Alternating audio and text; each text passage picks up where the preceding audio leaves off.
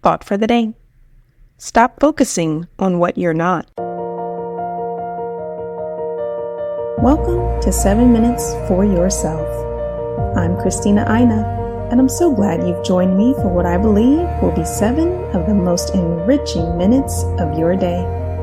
Let's take this time to reconnect with ourselves and improve our well-being. In today's episode of 7 Minutes for Yourself, we discuss how to break free from the grip of imposter syndrome through the strategy of conscious leadership. Have a listen. In the early years of my career, I questioned myself and I wondered if I had what it took to be successful. And at times, I'll admit, I played small and I discounted my gifts. In school, I discounted my intelligence and my intellect. In my AP classes, I didn't push for A's. Similarly, in professional settings, I sometimes discounted my expertise and my professional competencies. I went on to become fairly accomplished, and I learned how to embrace my gifts and how to keep developing new ones. Here are 3 things to consider if you want to overcome imposter syndrome. Take the compliment. Humility is important, but so is acknowledging when you are good at what you do. Own it.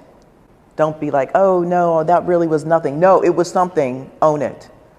Now, don't let it go to your head and think that you're invincible, but listen for the critique from those you trust and be open to always accepting the compliment. You know, one of the things that this brings up for me too is the fact that you can't take the compliment makes me wonder if you can accept when someone is showing you love and affection. And I don't just mean in a romantic sense, but how much do you love yourself such that you can say, yes, I love myself. I am worthy. I am lovable.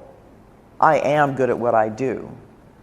And this is one of the 5 dimensions. This hits on 2 of the 5. The first one being know yourself. The second one being speak your truth. And the third one, inspire love, starting with self-love. So I think if you really start questioning, do you love yourself? If the answer is yes, then yeah, accept that compliment. Accept what it feels like to feel good about who you are and how good you are at what you do. I want you to be able to acknowledge that you are worthy of love. You can accept the compliment, and you don't need to say things that you don't mean. You don't need to please others. Don't believe in the meritocracy.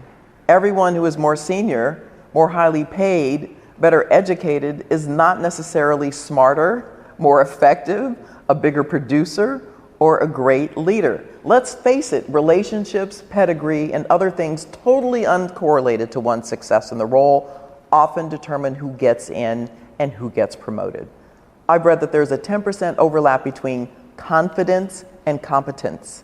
The most outspoken and confident person is often the least competent, but we give them the benefit of the doubt because they meet our beliefs and our unconscious expectations of what good looks like. I think for me, the most pivotal moment when I realized all of this was when I joined Spencer Stuart, one of the top 5 search firms in the world, and I was in my 30s, and I had been a vice president at Prudential, but I went in kind of eyes wide open thinking, wow, you know, these guys they've got bigger books of business, they're really impressive.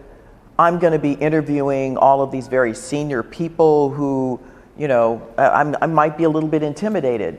And in my first couple of months of doing these interviews, I'm conducting the assessment of these senior leaders. I kind of walked away going, that's it?